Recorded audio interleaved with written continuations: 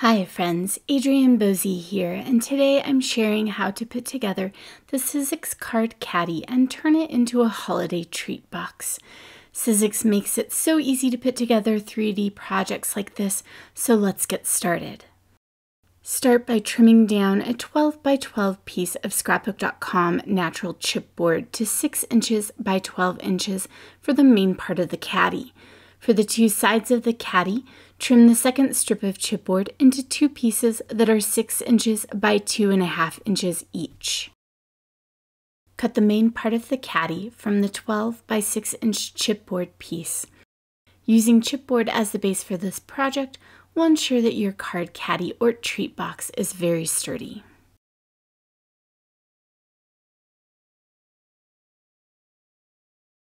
Then cut the side twice from the two 6 by 2.5 inch pieces of chipboard.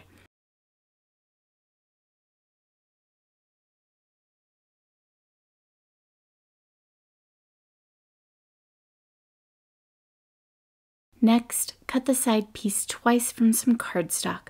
I use Scrapbook.com's Solar White Ultra Thick cardstock. This will be used to line the inside of the side pieces. We also want some pieces for the bottom of the card caddy. Trim two pieces of that same ultra thick Solar White cardstock to 5.25 inches by 1.5 inches.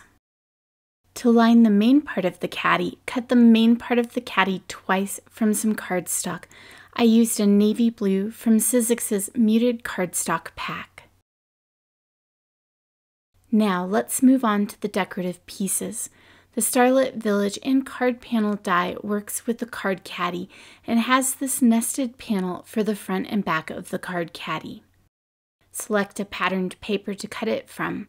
I used a pretty snowflake pattern from the Sizzix Festive Patterned Paper Pad.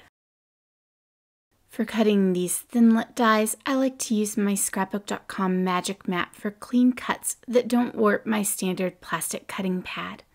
Don't forget to add a little mint tape to hold the die in place while it cuts. Trim down the remaining piece of the pattern paper using a pair of scissors to fit the side panel of the card caddy. If you are cutting your caddy die with blades side up, don't forget to flip your pattern paper so the pattern faces the foam on the die.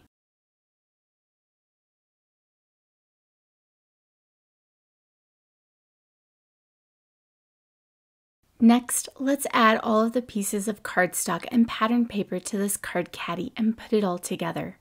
I'm using Scrapbook.com's 1/4 inch double-sided adhesive to go across the bottom of the card caddy base.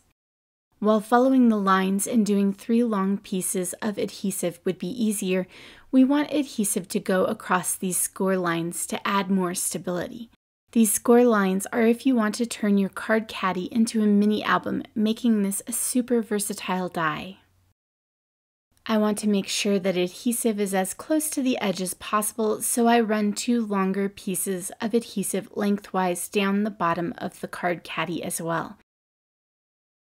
Then I place one of the 5.25 by 1.5 inch pieces of white cardstock down, taking my time to line it up. Flip your caddy over and repeat the process on the other side.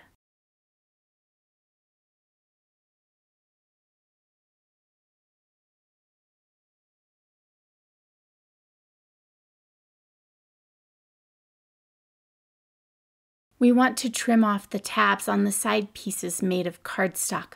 Leaving them on can cause issues with folding the chipboard tabs in later. I give the tabs a little bend to help me see the tabs easier, then trim them off using a pair of scissors. Glue your white cardstock sides to the inside of each chipboard side piece with liquid adhesive. I use the Sizzix Express glue. After I have lined it up, I use a craft scraper to make sure glue gets all the way to each edge, then place the piece under an acrylic stamp block to help press the cardstock securely in place. Repeat for the other side piece. I follow those same steps for the patterned side pieces for the outside of the caddy.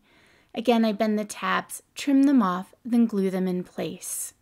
For the main part of the caddy, let's start with the solid cardstock. trim off the middle scored section with some scissors. Hang on to those pieces, you can use them to make a card later.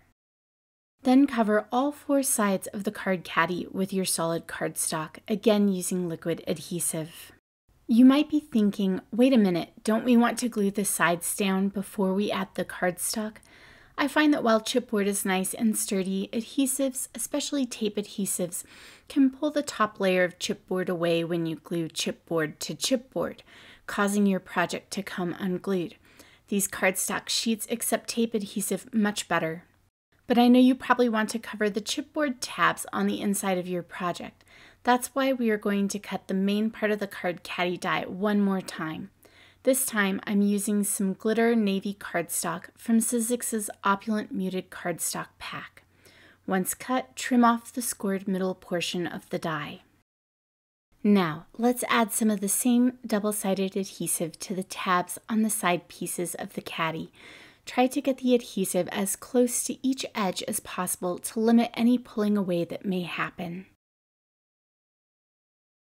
Then carefully line up each side piece to the main part of the caddy and press it firmly in place.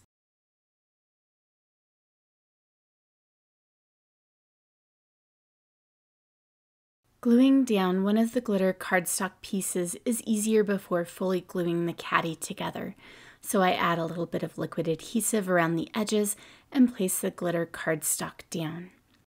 Check the fit by bending your Card Caddy into place. You may need to trim down your glitter cardstock slightly with your scissors.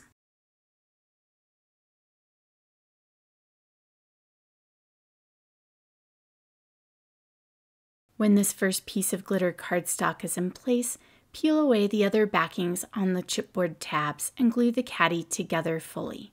Then trim your second piece of glitter cardstock if needed, add glue to the back of it, and place it inside your Card Caddy.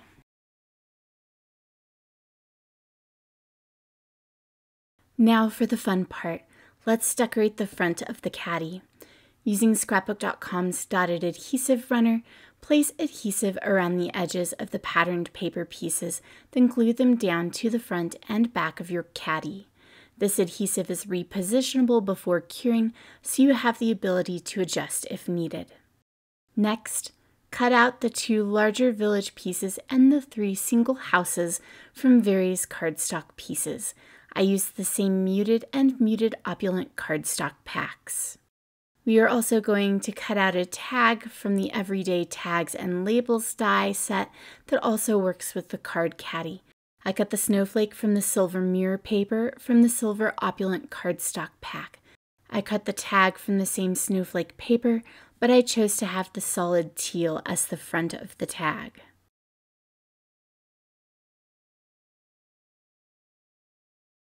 Using liquid adhesive, glue the single house layers onto the larger village die cuts and the snowflake onto the tag.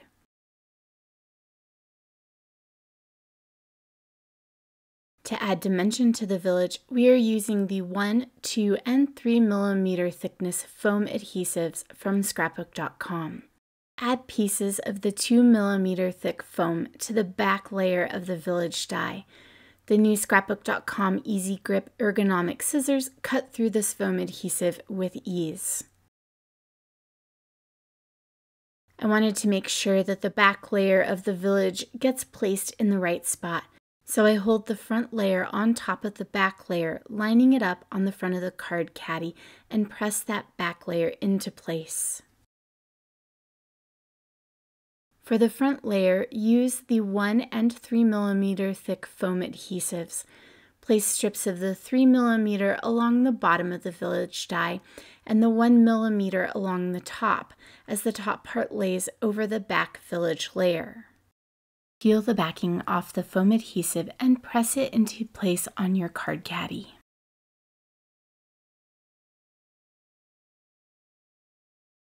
Let's add some snow to the roof lines using the new clear glue from Scrapbook.com. Add thin lines of the glue to the roof of each little house, then sprinkle Tim Holtz's rock candy glitter on top. Tap off the excess and let your glue dry before continuing. Now it's time to fill the Card Caddy. You can add A2 sized cards and give this as a gift, or store the holiday cards you receive in the mail. But I want to turn this into a little treat box. It's the perfect size to hold some truffles. I add some iridescent cellophane, pop in a handful of truffles, and then tie the cellophane closed with some velvet ribbon.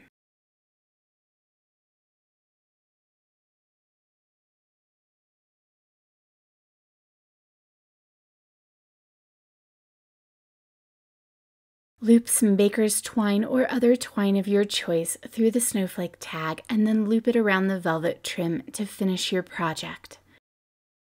Thanks so much for watching, and I hope that you enjoyed this tutorial using the Sizzix Card Caddy, Starlit Village, and Everyday Tags die sets. For more photos and information on this project, be sure to visit my blog, which you can find linked in the description box below. Happy crafting!